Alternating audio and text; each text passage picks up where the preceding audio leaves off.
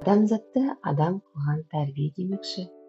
Мен өз уақытымды аямайтын, өзгенің уақытын аялайтын, шығармашыл, идеясы өзгеден ерек, үлкеннен үйреніп, жаңашылдықты тез қабылдайтын жаңашыл тәрбиешімін. Бала жүрегі кішкентай күй сандық іспеттес. Сол күй сандықтың кілтін тауып, тәрбиеленушінің жүрегіне терең бойлайтын ұшқыр жақсы тәрбиеші болу арманым. Сәлеметсіздер ме? Мен Каратаева Ақнұр Нұржанқызы. 1993 жылы 10 қыркүйекте Солтүстік Қазақстан облысы Жамбыл ауданы Баян ауылында дүниеге келдім. Ұстаздық еткен жалықпас.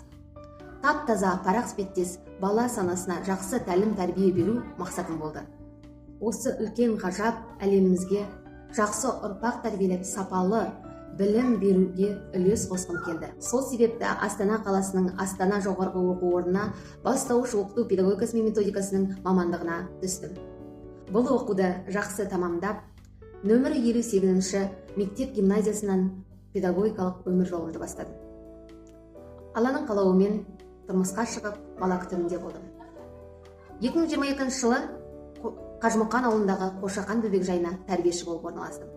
Аз болу бір бөлек, ал жас сәбиге тәлім-тәрбие беру бір бөлек екенін түсіндім. Бұл мамандыққа келгеніме еш өкінбеймін. Өйткені тәрбиешіліктің де өзінің ерекшелігі бар, өзінің қызығы бар, өзінің шыжығы бар.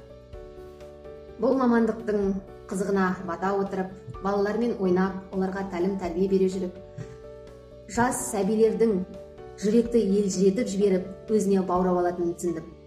Тап-таза бейкүнә балаларға тәрбие бере отырып, мен де осы жерде әлемге жақсы саналы ұрпақ тәрбиелей алатынымды түсіндім.